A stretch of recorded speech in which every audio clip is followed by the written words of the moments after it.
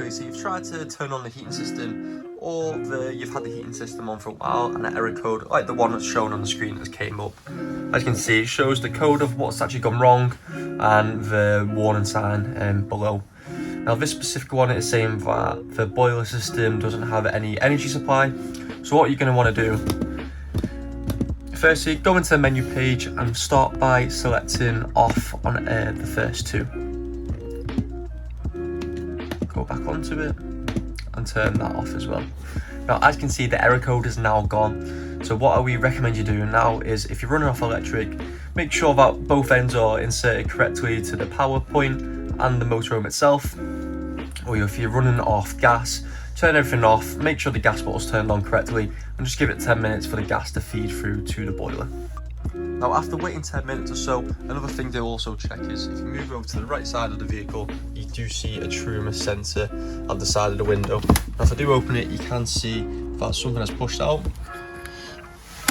Just make sure that's shut. Now if the window is open, then the boiler system won't turn on and it will throw an error code on the main screen. So just ensure that's shut, and obviously then go ahead and turn the boiler system back on.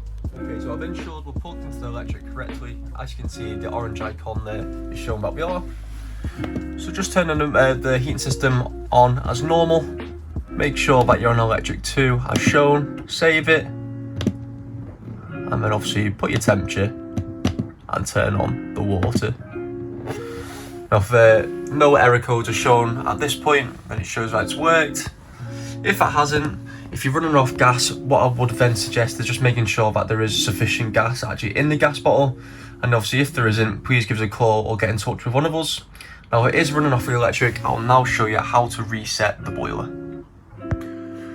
So steps for resetting the boiler, what you've got to do is make sure everything is turned off first on 1, the heating system, and 2, the water system. Next, now if you take off the cushions, and to make it a bit easier, remove the table and probably just put it onto the top bunk. All you've got to do, lift up here. Now I have taken off this black cap from the side there. If you look to the very back, you can see, if I try and zoom in, there is a brown sort of button there.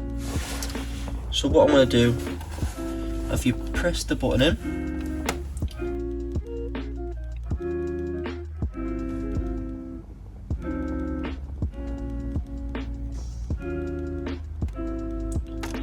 now once that started flashing, that will indicate that the boiler is resetting.